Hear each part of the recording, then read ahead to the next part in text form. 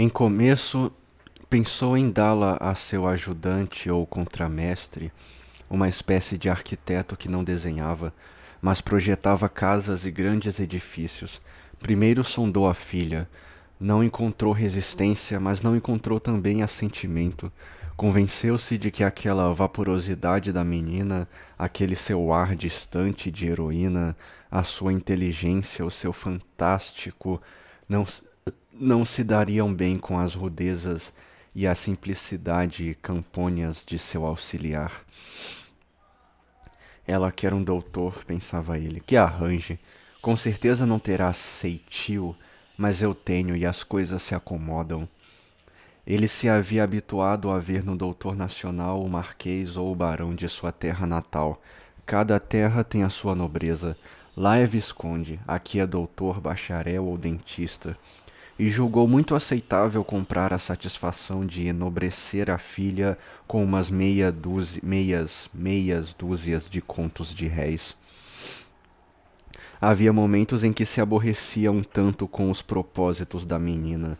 Gostando de dormir cedo, tinha que perder noites e noites no lírico, nos bailes, amando estar sentado em chinelas a fumar cachimbo. Era obrigado a andar horas e horas pelas ruas, saltitando de casa em casa de modas atrás da filha, para no fim do dia ter comprado meio metro de fita, uns grampos e um frasco de perfume. Era engraçado vê-lo nas lojas de fazendas cheio de complacência, de pai que quer enobrecer o filho, a dar opinião sobre o tecido, achar este bonito, comparar com um outro, com uma falta de sentimento daquelas coisas que se adivinhava até no pagá-las. Mas ele ia, demorava-se e esforçava-se por entrar no segredo, no mistério cheio de tenacidade e candura perfeitamente paternais. Até aí ele ia bem e calcava a contrariedade.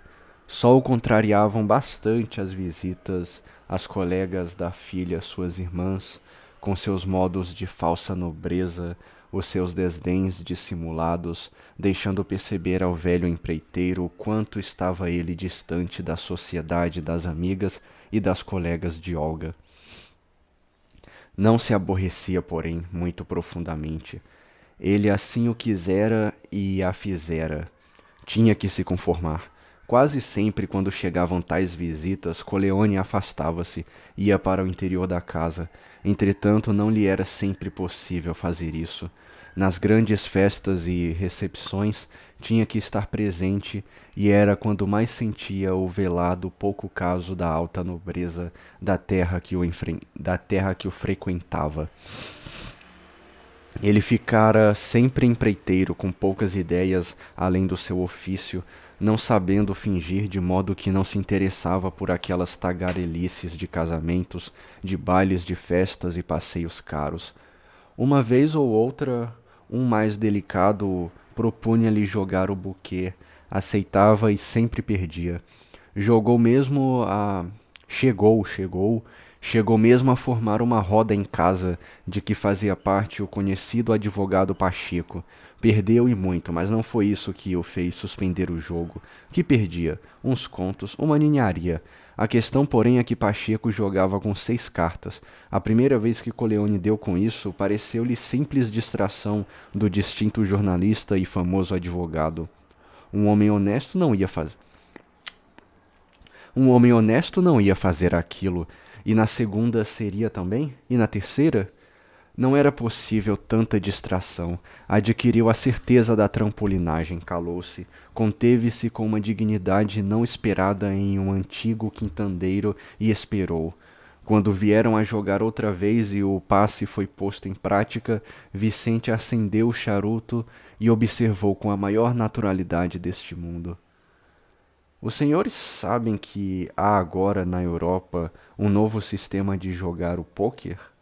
Qual é? Perguntou alguém. A diferença é pequena, joga-se com 6 cartas, isto é, um dos parceiros somente. Pacheco deu-se por desentendido, continuou a jogar e a ganhar. Despediu-se à meia-noite cheio de delicadeza, fez alguns comentários sobre a partida e não voltou mais. Farpas. Conforme o seu velho hábito, Coleone lia de manhã os jornais com o vagar e a lentidão de homem pouco habituado à leitura, quando se lhe deparou o requerimento do seu compadre do arsenal. Ele não compreendeu bem o requerimento, mas os jornais traziam tanta troça, caíam, caíam tão a fundo sobre a coisa que imaginou o seu antigo benfeitor enleado numa meada criminosa, tendo praticado por inadvertência alguma falta grave. Sempre o tivera na conta do homem mais honesto deste mundo, e ainda tinha, mas daí, quem sabe, na última vez que o visitou ele não veio com aqueles modos estranhos, podia ser uma pilhéria. Apesar de ter enriquecido, Coleone tinha em grande conta o seu obscuro compadre. Havia nele não só a gratidão de camponês que recebeu um grande benefício, como um duplo respeito pelo major, oriundo da sua qualidade de funcionário e de sábio. Europeu de origem humilde e aldeã, guardava no fundo de si aquele sagrado respeito dos camponeses pelos homens que recebem a investidura do Estado. E como, apesar dos bastos anos de Brasil, ainda não sabia juntar o saber aos títulos, tinha em grande consideração a erudição do compadre. Não é, pois, de estranhar que ele visse com mágoa o nome de Quaresma envolvido em fatos que os jornais reprovavam. Leu de novo o requerimento, mas não entendeu o que ele queria dizer. Chamou a filha. Olga! Ele pronunciava o nome da filha quase sem sotaque, mas quando falava português punha nas palavras uma rouquidão singular e salpicava as frases de exclamações e pequenas expressões italianas. Olga, que quer dizer isto? Não capisco. A moça sentou-se numa cadeira próxima e leu o jornal. E leu no jornal o requerimento e os comentários. Tchê! Então, o padrinho quer substituir o português pela língua tupi. Entende o senhor? Como? Hoje nós não falamos português? Pois bem, ele quer que daqui em diante falemos tupi. Tuti? Todos os... Ah, eu achei que ele tava... Tu... Tava falando que tupi, tuti, tá ligado? Mas não. Tuti, tuti.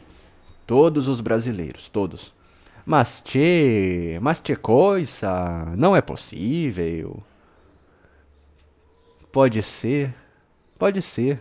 Os tchecos têm uma língua própria e foram obrigados a falar alemão depois de conquistado pelos austríacos, os lorenos, franceses. Per la Madonna, alemão é língua. Agora, esse acugelê, eco. Acugelê é da África, papai. Tupi é daqui. Peruaco, é o mesmo. Está doido? Mas não há loucura alguma, papai. Como? Então é coisa de um homem bene? De juízo, talvez não.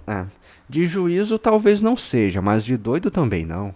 Não capisco. É uma ideia, meu pai. É um plano. Talvez à primeira vista absurdo, fora dos moldes, mas não de todo doido. É ousado, talvez, mas.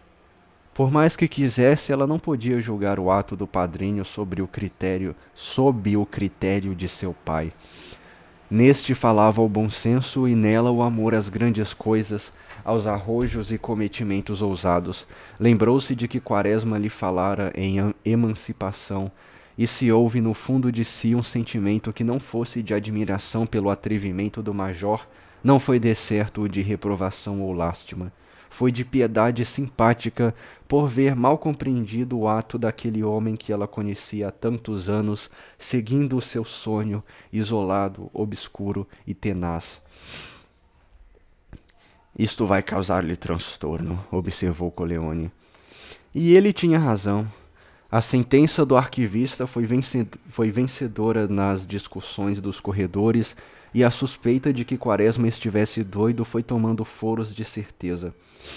Em princípio, o subsecretário suportou bem a tempestade, mas tendo adivinhado que o supunham insciente no tupi, irritou-se, encheu-se de uma raiva surda que se continha dificilmente. Como eram cegos! Ele que há 30 anos estudava o Brasil minuciosamente, Ele que, em virtude desses estudos, fora obrigado a aprender o rebarbativo alemão, não saber tupi a língua brasileira, a única que o era, que suspeita miserável. Que o julgassem doido, vá, mas que desconfiassem da sinceridade de suas afirmações, não. E ele pensava, procurava meios de se reabilitar, caía em distrações, mesmo escrevendo e fazendo a tarefa cotidiana. Vivia dividido em dois, uma parte nas obrigações de todo o dia e a outra na preocupação de provar que sabia o tupi. O secretário veio a faltar um dia e o major lhe ficou fazendo. Ah, meu Deus do céu.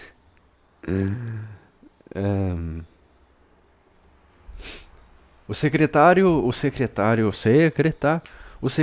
veio a faltar um dia e o major lhe ficou fazendo às vezes. O expediente fora grande e ele mesmo redigira e copiara uma parte. Tinha começado a passar a limpo um ofício sobre coisas de Mato Grosso, onde se falava em Aquidauana e Ponta Porã, quando o Carmo disse lá no fundo da sala com aceno escarninho: Homero, isto de saber é uma coisa, dizer é outra. Quaresma nem levantou os olhos do papel, fosse pelas palavras em tupi que se encontravam na minuta, fosse pela alusão do funcionário Carmo. O certo é que ele insensivelmente foi traduzindo a peça oficial para o idioma indígena. Ao acabar, deu com a distração, mas logo vieram outros empregados com o trabalho que fizeram para que ele examinasse. Novas preocupações afastaram a primeira. Esqueceu-se e o ofício em tupi seguiu com os companheiros. O diretor não reparou, assinou e o Tupinambá foi dar ao ministério. Não se imagina o reboliço que tal coisa foi causar lá. Que língua era? Consultou-se o doutor Rocha, o homem mais hábil da secretaria, a respeito do assunto. O funcionário limpou o pincinês. O que é pincinês, velho? Toda hora aparece isso. Eu não sei o que é pincinês. Agarrou o papel, voltou de trás para diante, pô-lo de pernas para o ar e concluiu que era grego por causa do YY. O doutor Rocha tinha na secretaria a fama de sábio porque era bacharel em direito e não dizia coisa alguma. Mas, indagou o chefe, oficialmente as autoridades se podem comunicar em línguas estrangeiras? Creio que é um aviso de 84. Veja, senhor Dr. Rocha. Consultaram-se todos os regulamentos e repertórios de legislação. Andou-se de mesa em mesa pedindo auxílio à memória de cada um e nada se encontrara a respeito. Enfim, o Dr. Rocha, após 3 dias de meditação, foi ao chefe e disse com ênfase e segurança: O aviso de 84 trata de ortografia. O diretor olhou o subalterno com admiração e mais ficou considerando as suas qualidades de empregado zeloso, inteligente e assíduo. Foi informado de que a legislação era omissa no tocante à língua em que deviam ser escritos os documentos oficiais. Entretanto, não parecia regular usar uma que não fosse a do país. Sou eu? Sou eu? Caramba. O ministro, tendo em vista esta informação e várias outras consultas, devolveu o ofício e censurou o arsenal. Que manhã foi essa no arsenal? Os tímpanos soavam furiosamente, os contínuos andavam numa dobradura terrível e a toda hora perguntavam pelo secretário que tardava em chegar. Censurado, monologava o diretor. Ia-se por água abaixo o seu generalato. Viver tantos anos a sonhar com aquelas estrelas e elas se escapavam assim, talvez por causa da molecagem de um escrituário. Ainda se a situação mudasse, mas qual? O secretário chegou, foi ao gabinete do diretor, inteirado do motivo, examinou o ofício e pela letra conheceu que fora Quaresma quem o escrevera. Mande-o cá, disse o coronel. O major encaminhou-se pensando nos versos tupis que lera de manhã. Então o senhor leva a divertir-se comigo, não é? Como? Fez Quaresma espantado. Quem escreveu isso? O major nem quis examinar o papel. Viu a letra, lembrou-se da distração e confessou com firmeza. Fui eu! Então confessa. Pois não, mas Vossa Excelência não sabe, não sabe. Que diz? O diretor levantou-se da cadeira com os lábios brancos e a mão levantada à altura da cabeça. Tinha sido ofendido 3 vezes, na sua honra individual, na honra de sua casta e na do estabelecimento de ensino que frequentara, a Escola da Praia Vermelha, o primeiro estabelecimento científico do mundo. Isso é mentira. Além disso, escrevera no Pritaneu, a revista da escola, um conto, A Saudade, produção muito elogiada pelos colegas. Dessa forma, tendo em todos os exames plenamente e distinção, uma dupla coroa de sábio e artista cingia-lhe a fronte.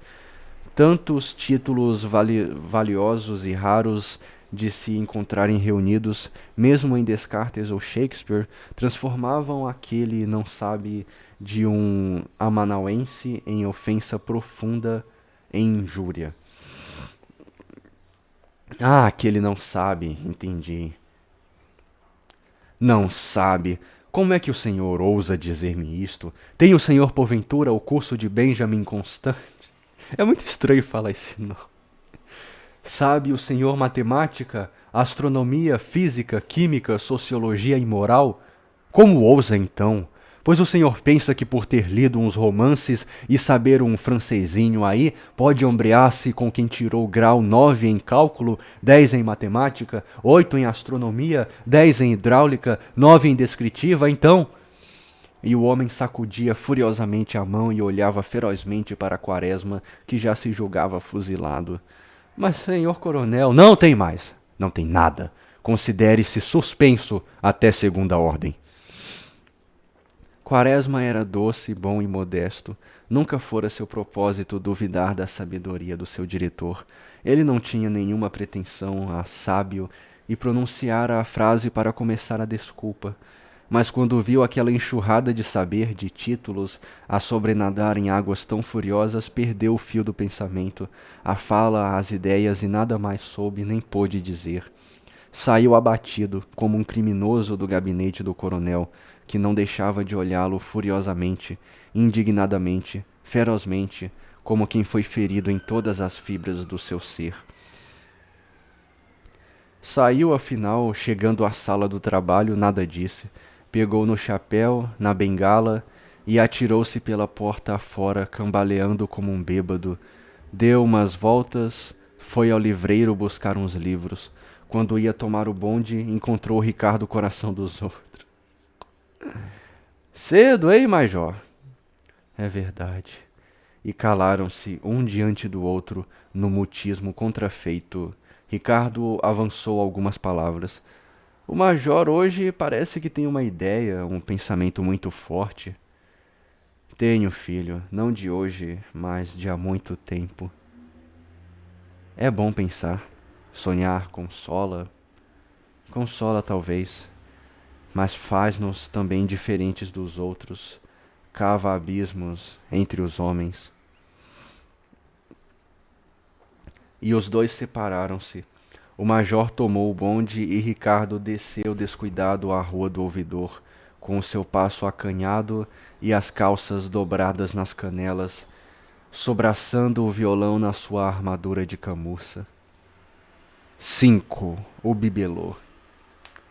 Não era a primeira vez que ela vinha ali. Mais de uma dezena já subira aquela larga escada de pedra com grupos de mármores de Lisboa de um lado e do outro.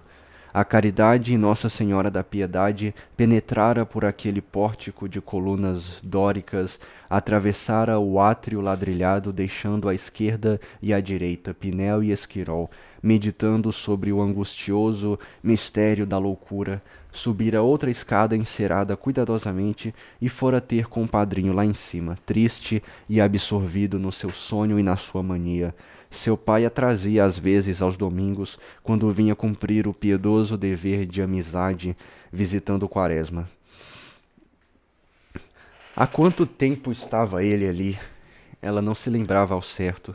Uns 3 ou 4 meses, se tanto. Só o nome da casa metia medo, o hospício. É assim como uma sepultura em vida, um semi-enterramento, enterramento do espírito, da razão condutora, de cuja ausência os corpos raramente se ressentem. A saúde não depende dela e há muitos que parecem até adquirir mais força de vida, prolongar a existência quando ela se evola, não se sabe por que orifício do corpo e para onde. Com que terror, uma espécie de pavor de coisa sobrenatural, espanto de inimigo invisível e onipresente, não ouvia a gente pobre referir-se ao estabelecimento da Praia das Saudades. Antes uma boa morte, diziam. No primeiro aspecto não se compreendia bem esse pasmo, esse espanto, esse terror do povo por aquela casa imensa, severa e grave, meio hospital, meio prisão, com o seu alto gradil, suas janelas gradeadas a se estender por uns centos de metros, em face do mar imenso e verde, lá na entrada da baía, na Praia das Saudades. Entrava-se, viam-se uns homens calmos, pensativos, meditabundos como monges em recolhimento e prece. De resto, com aquela entrada silenciosa, clara e respeitável, perdia-se logo a ideia popular da loucura, o escarcéu, os trejeitos, as fúrias, o entrechoque de tolices ditas aqui e ali. Não havia nada disso. Era uma calma, um silêncio, uma ordem perfeitamente naturais?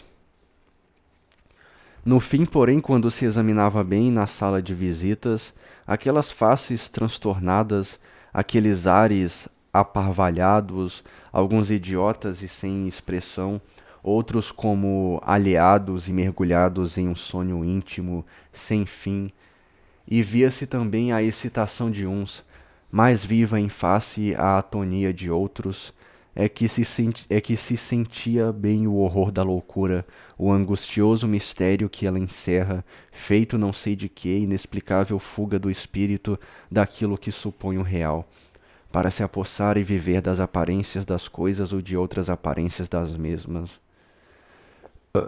Quem uma vez esteve diante deste enigma indecifrável da nossa própria natureza fica amedrontado, sentindo que o germe daquilo está depositado em nós e que por qualquer ah,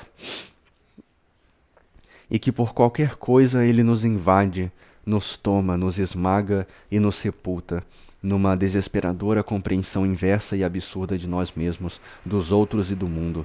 Cada louco traz em si o seu mundo e para ele não há mais semelhantes. E para ele não há mais semelhantes. O que foi antes da loucura é outro, muito outro, do que ele vem a ser após. E essa mudança não começa, não se sente quando começa e quase nunca acaba. Com o seu padrinho como fora. O princípio. Não tô entendendo nada que eu tô lendo, cara. Não tô entendendo nada, meu irmão. Nada, nada, nada, nada, nada. Nada, nada. O que que eu tô lendo aqui? A princípio, aquele requerimento, mas que era aquilo? Um capricho, uma fantasia, coisa sem importância, uma ideia de velho sem consequência. Depois, aquele ofício não tinha importância, uma simples distração, coisa que acontece a cada passo.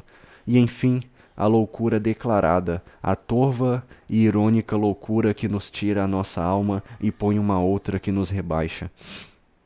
Enfim, a loucura declarada, a exaltação do eu, a mania de não sair, de se dizer perseguido, de imaginar como inimigos os amigos, os melhores, como fora doloroso aquilo.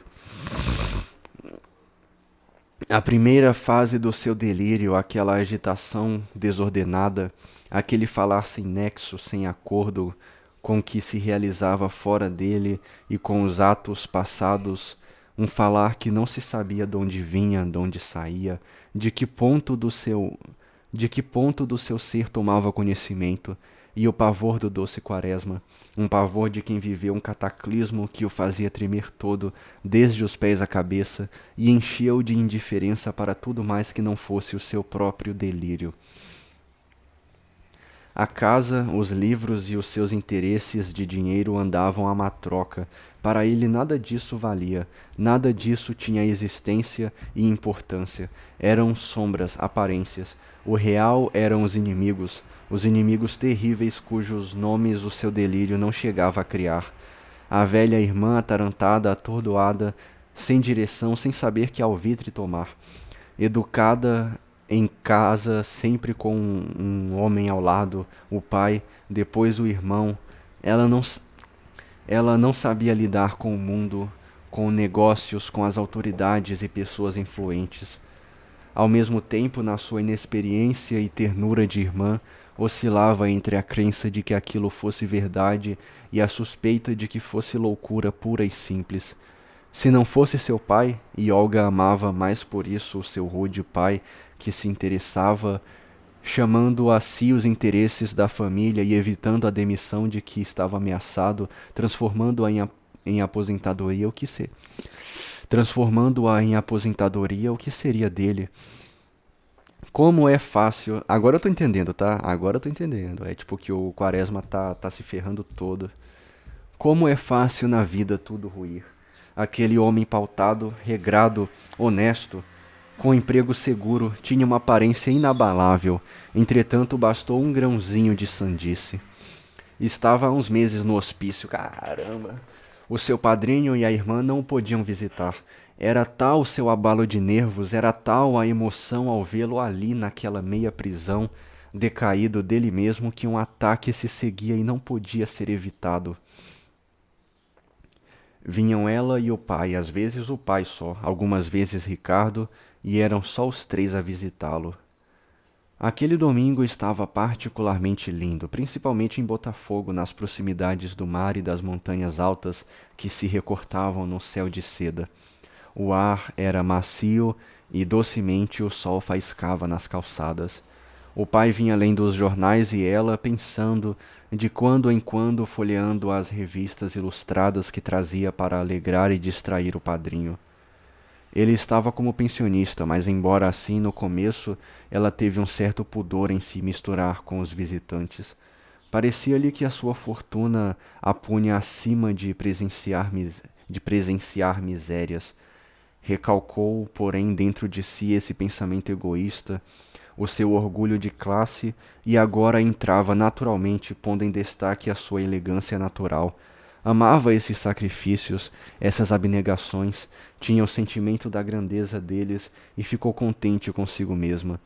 No bonde vinham outros visitantes e todos não tardaram em saltar no portão do manicômio. Como em todas as portas dos nossos infernos sociais, havia de toda a gente, de várias condições, nascimentos e fortunas. Não é só a morte que nivela. A loucura, o crime e a moléstia passam também a sua rasoura pelas distinções que inventamos. Os bem vestidos e os mal vestidos, os elegantes e os pobres, os feios e os bonitos, os inteligentes e os nécios, entravam com respeito, com concentração, com uma ponta de pavor nos olhos, como se penetrassem noutro mundo. Chegavam aos parentes e os embrulhos se desfaziam. Eram guloseimas, fumo, meias chinelas, às vezes livros e jornais. Dos doentes, uns conversavam com os parentes, outros mantinham-se calados no mutismo feroz e inexplicável, outros indiferentes, e era tal a variedade de aspectos dessas recepções que se chegava a esquecer o império da doença sobre todos aqueles infelizes, e tanto ela variava neste ou naquele para se pensar em caprichos pessoais, em ditames das vontades livres de cada um.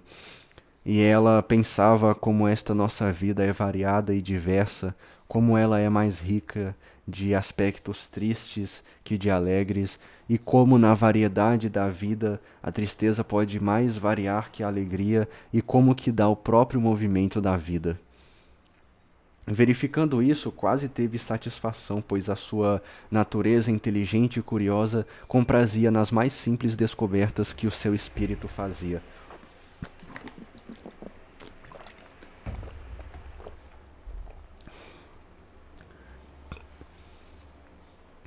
Quaresma estava melhor. A exaltação passara e o delírio parecia querer desaparecer completamente. Chocando-se com aquele meio, houve logo nele uma reação salutar e necessária. Estava doido, pois se o punham ali. Reticências, eu não sei o que acontece. Quando veio a ter com o compadre e a afilhada, até trazia um sorriso de satisfação por baixo do bigode já grisalho. Tinha emagrecido um pouco, os cabelos pretos estavam um pouco brancos, mas o aspecto geral era o mesmo. Não perdera totalmente a mansuetude e a ternura no falar, mas quando a mania lhe tomava, ficava um tanto seco e desconfiado. Ao vê-los, disse amavelmente: então vieram sempre. Estava à espera. Cumprimentaram-se e ele deu mesmo um largo abraço na afilhada. Como está, Adelaide? Ah, pensei que estivesse falando como está. Pera. Ah, então ele não. Nossa, que trecho confuso, mas enfim. Bem, mandou lembranças e não veio porque, adiantou Coleone. Coitada, disse ele, e pendeu a cabeça como se quisesse afastar uma recordação triste. Em seguida perguntou: e o Ricardo? A afilhada apressou-se em responder ao padrinho com alvoroço e alegria. Via-o já escapo à semissepultura da insânia. Está bom, padrinho. Procurou papai há dias e disse que a sua aposentadoria já está quase acabada. Coleone tinha se sentado, Quaresma também, e a moça estava de pé. Para melhor olhar o padrinho com os seus olhos muito luminosos e firmes no encarar. Pô, eu achei que não fosse. Não fosse pausa.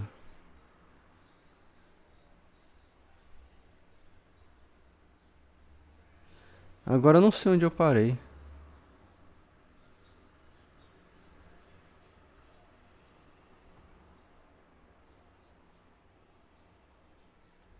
Caramba!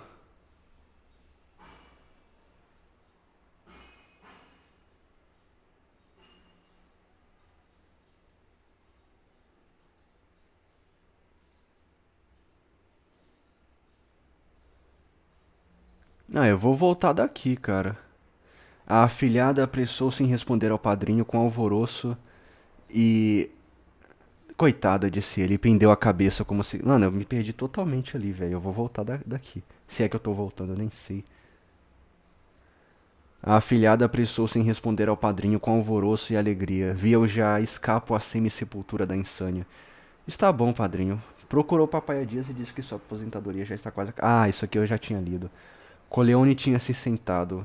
Quaresma também e a moça estava de pé para melhor olhar o padrinho com seus olhos luminosos e firmes no encarar. Foi aqui que eu parei.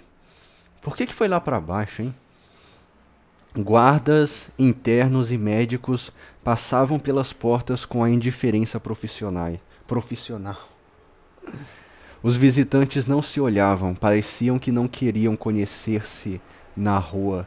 Lá fora era o dia lindo, os ares macios, o mar infinito e melancólico, as montanhas a se recortar num céu de seda, a beleza da natureza imponente e indecifrável. Coleone, embora mais assíduo nas visitas, notava as melhoras do compadre com satisfação que errava na sua fisionomia. Num ligeiro sorriso, num dado momento aventurou: o major está muito melhor. Quer sair? Quaresma não respondeu logo, pensou um pouco e respondeu firme e vagarosamente: é melhor esperar um pouco. Vou melhor, sinto incomodar-te tanto, mas você que tem sido tão bom. Mas vocês. Por que eu li você? Mas vocês que têm sido tão bons hão de levar tudo isso para a conta da própria bondade. Quem tem inimigos deve ter também bons amigos. O pai e a filha entreolharam-se. O major levantou a cabeça e parecia que as lágrimas queriam rebentar. A moça interveio de pronto. Sabe, padrinho, vou me casar. É verdade, confirmou o pai. A Olga vai casar-se e nós vínhamos preveni-lo. Quem é teu noivo? Perguntou o Quaresma. É um rapaz. Oh, jura? Dê certo, interrompeu o padrinho sorrindo. E os dois acompanharam-no com familiaridade e contentamento. Era um bom sinal. É o senhor Armando Borges, doutorando. Está satisfeito, padrinho? Fez Olga gentilmente. Então é para depois do fim do ano. Esperamos que seja por aí, disse o italiano. Gostas muito dele? Indagou o padrinho. Ela não sabia responder aquela pergunta. Queria sentir que gostava, mas estava que não. E por que casava? Não sabia. O impulso do seu meio, uma coisa que não vinha dela, não sabia.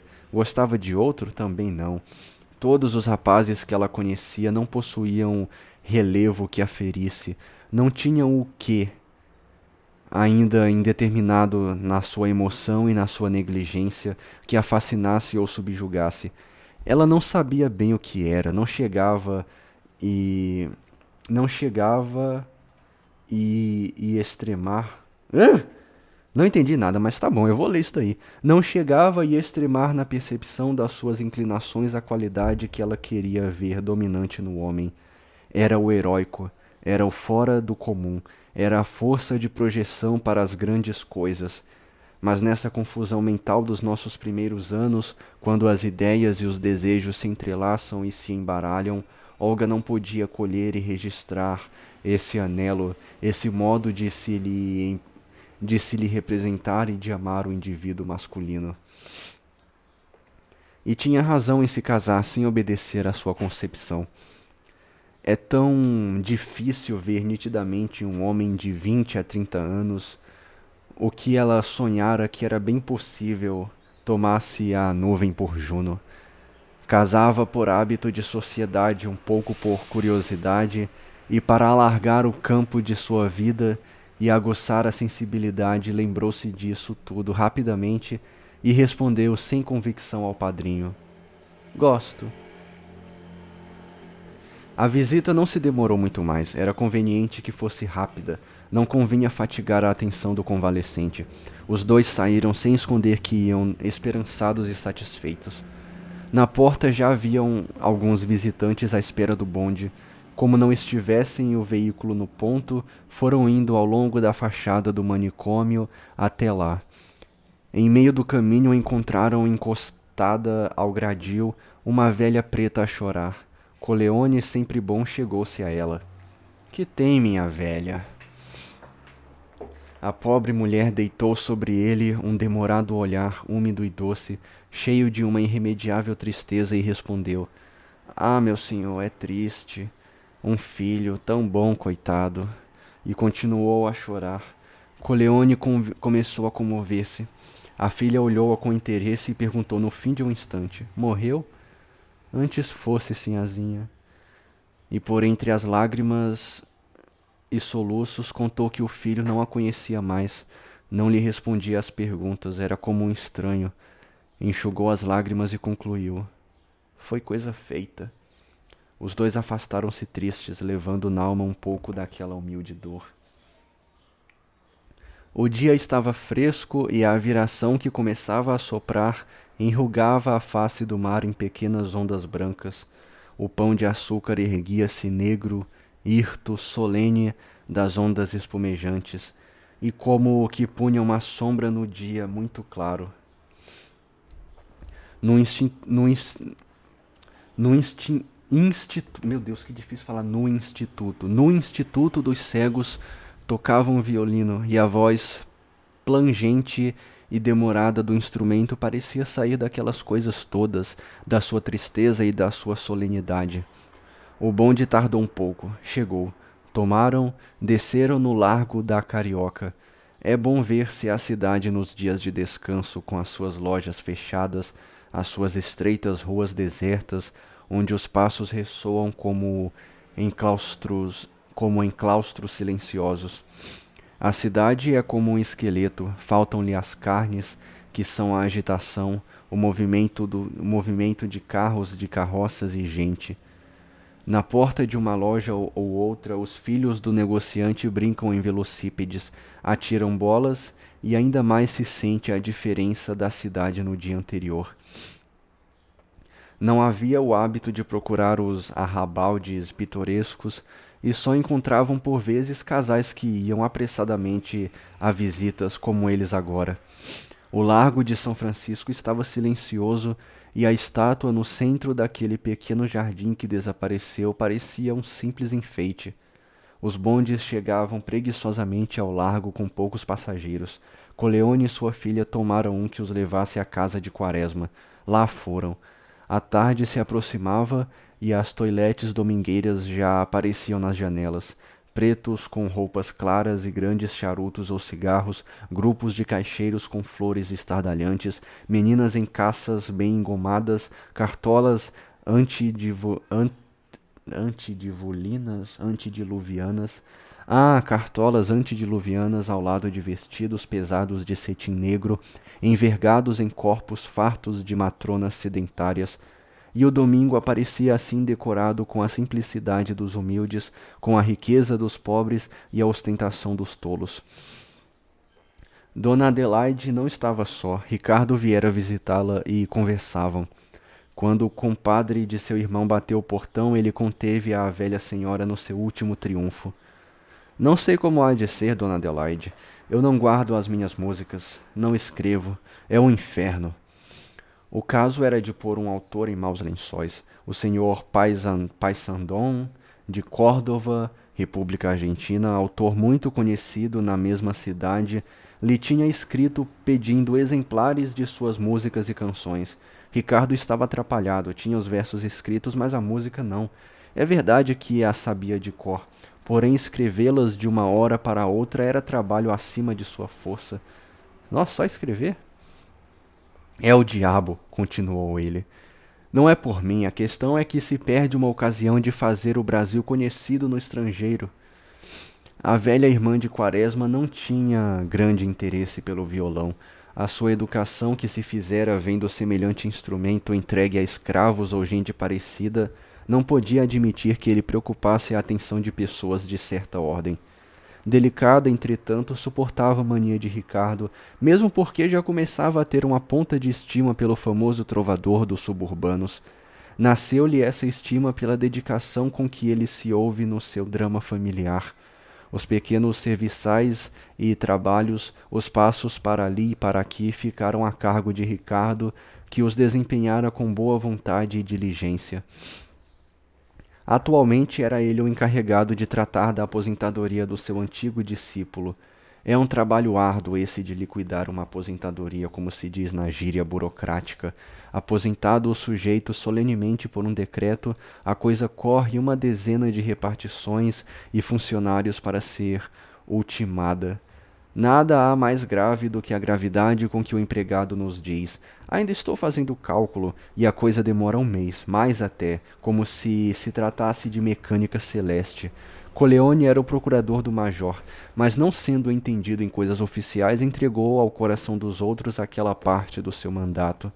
Graças à popularidade de Ricardo e da sua lhaneza, vencera a resistência da máquina burocrática e a liquidação estava anunciada para breve. Foi isso que ele anunciou a Coleone quando este entrou, seguido da filha. Pediram tanto ele como Dona Adelaide notícias do amigo e do irmão. A irmã nunca entendera direito o irmão. Com a crise não ficou compreendendo melhor, mas o sentira profundamente com o sentimento simples de irmã e desejava ardentemente a sua cura. Ricardo, o coração dos outros, gostava do major, encontrara nele certo apoio moral e intelectual de que precisava. Os outros gostavam de ouvir o seu canto, apreciavam como simples diletantes, mas o major era o único que ia ao fundo da sua tentativa e compreendia o alcance patriótico de sua obra. De resto, ele agora sofria particularmente, sofria na sua glória, produto de um lento e seguido trabalho de anos. É que aparecera um crioulo a cantar modinhas e cujo nome começava a tomar força e já era citado ao lado do seu. Aborrecia-se com o rival por dois fatos. Primeiro, pelo sujeito ser preto, oh não, mais um mulato, e segundo, por causa das suas teorias.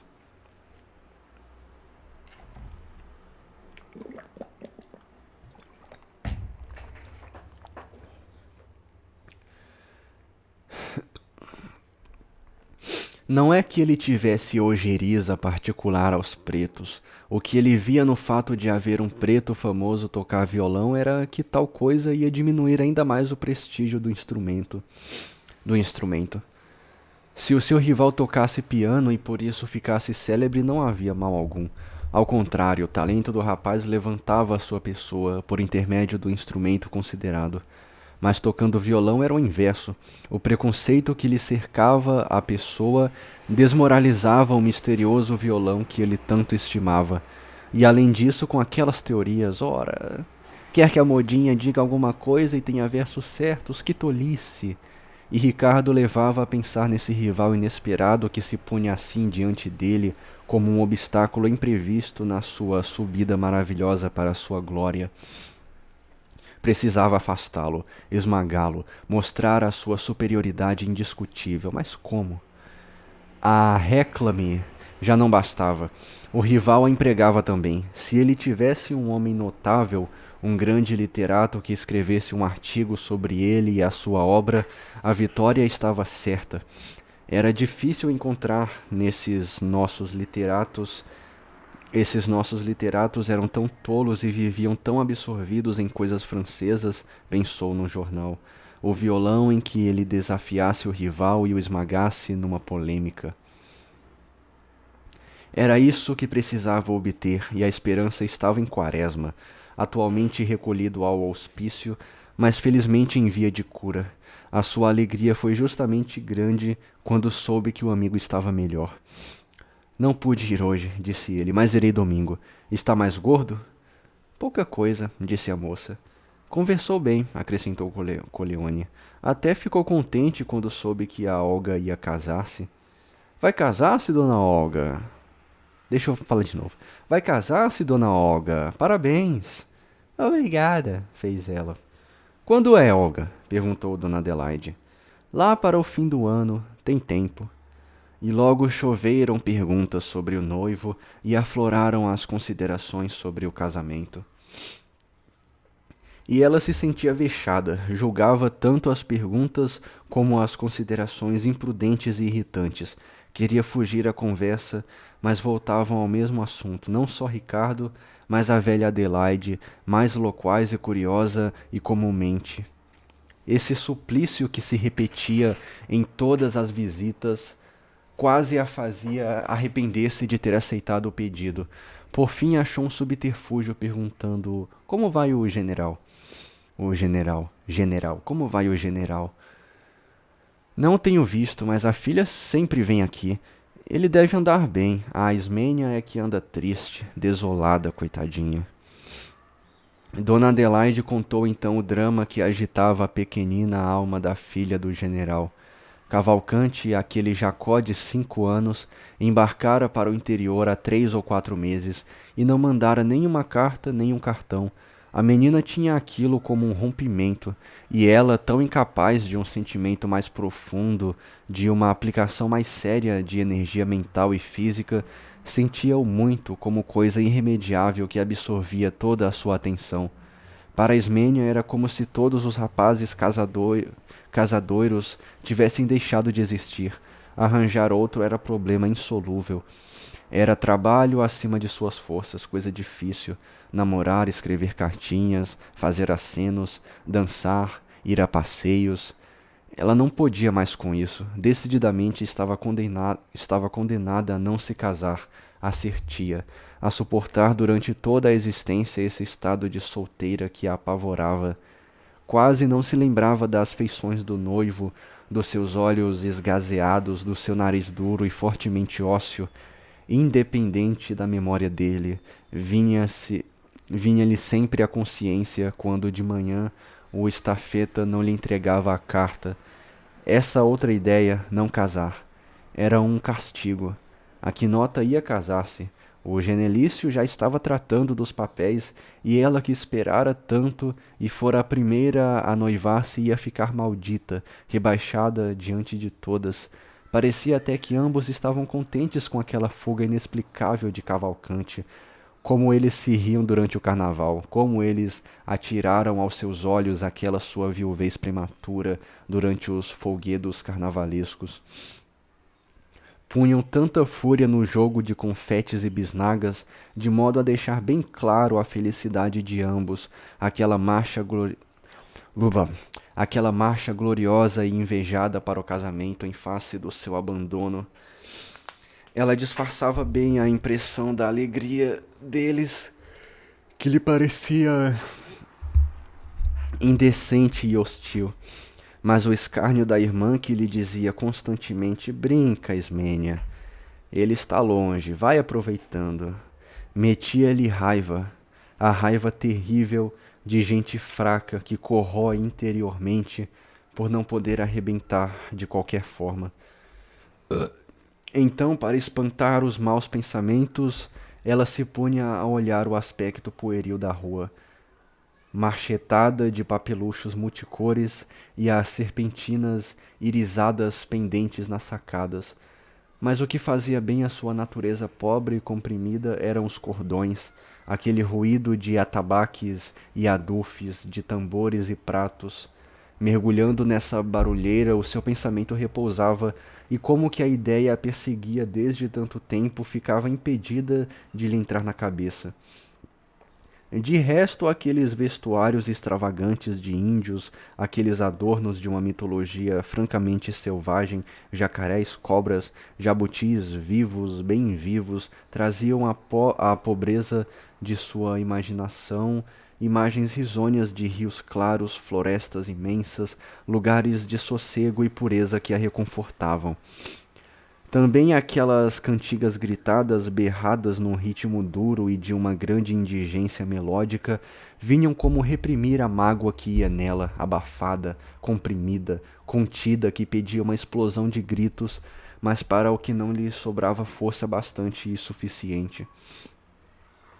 O noivo partira um mês antes do carnaval, e depois do grande festejo carioca a sua tortura foi maior. Sem hábitos de leitura e de conversa, sem atividade doméstica qualquer, ela passava os dias deitada, sentada, a girar em torno de um mesmo pensamento: não casar.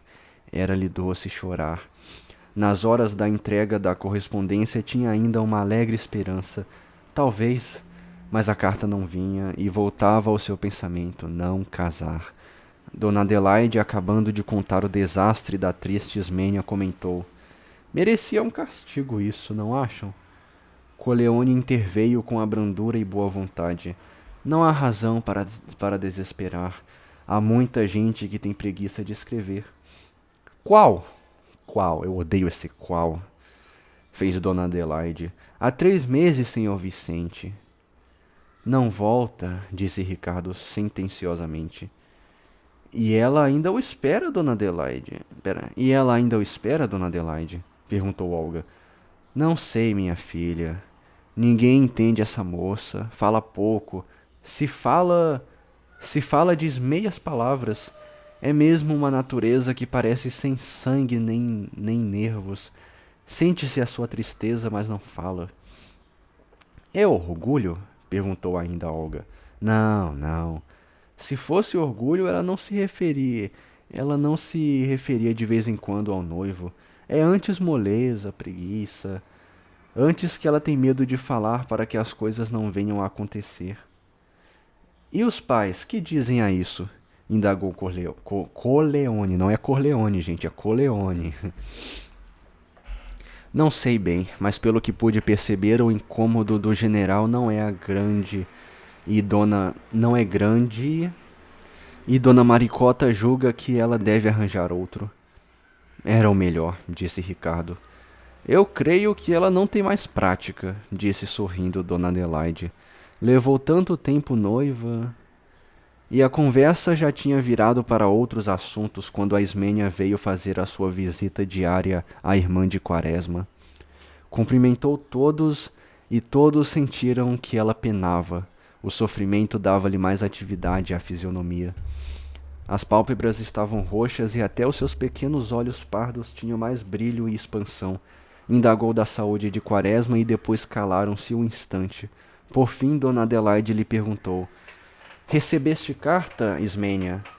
Ainda não, respondeu ela, com grande economia de voz. Ricardo moveu-se na cadeira, batendo com o braço num Dunkerque. Veio atirar ao chão uma figurinha de biscuit que se esfacelou em inúmeros fragmentos, quase sem ruído. Segunda parte aqui, hein, gente? Deve ter 3 partes isso aqui, né? Deixa eu ver. É, tem 3 partes. Então a gente leu aqui 1/3 do livro. É, 1/3 do livro. Foi 1/3 do livro, né? Essa segunda parte é mais curta. Não era feio o lugar, mas não era belo. Tinha, entretanto, o aspecto tranquilo e satisfeito de quem se julga bem com a sua sorte. A casa erguia-se sobre um socalco, uma espécie de degrau formando a subida para a maior altura de uma pequena colina que lhe corria nos fundos.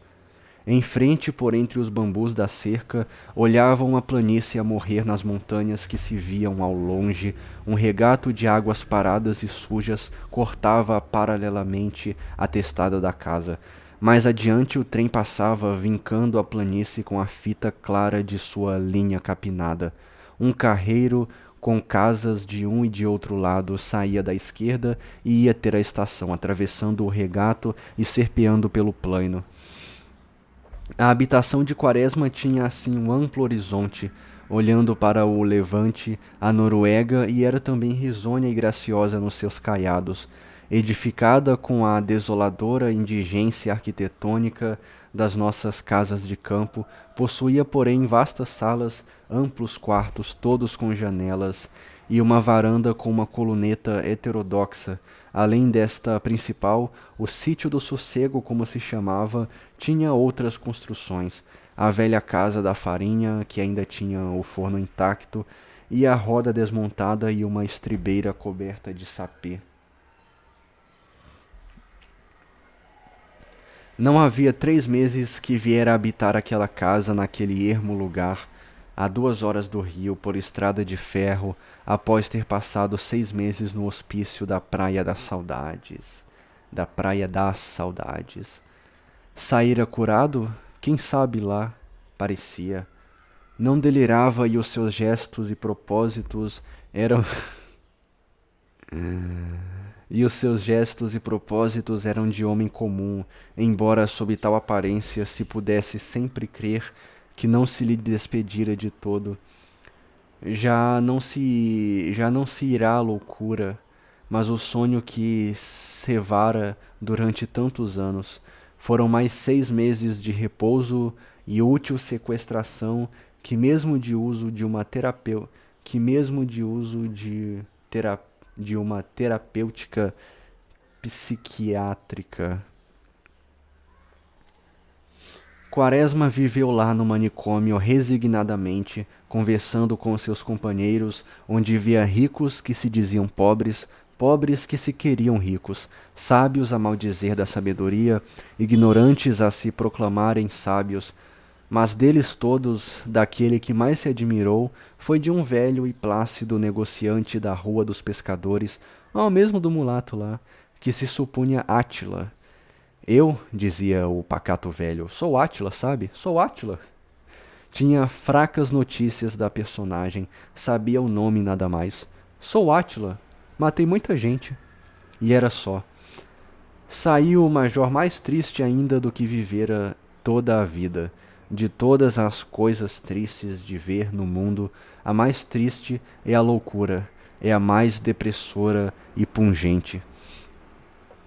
Aquela continuação da nossa vida tal e qual, com um desarranjo imperceptível, mas profundo e quase sempre insondável, que a inutiliza inteiramente, faz pensar em alguma coisa mais forte que nós, que nos guia, que nos impele e em cujas mãos somos simples joguetes. Em vários tempos e lugares a loucura foi considerada sagrada, e deve haver razão nisso, no sentimento que se apodera de nós quando, ao vermos um louco desarrazoar, pensamos logo que já não é ele quem fala, é alguém que vê por ele, interpreta as coisas por ele, está atrás dele, invisível. Quaresma saiu envolvido, penetrado da tristeza do manicômio, Voltou à sua casa, mas a vista das suas coisas familiares não lhe tirou a forte impressão de que vinha impregnado. Embora nunca tivesse sido alegre, a sua fisionomia apresentava mais desgostos que antes, muito abatimento moral, e foi para levantar o ânimo que se recolheu àquela risonha casa de roça onde se dedicava a modestas culturas.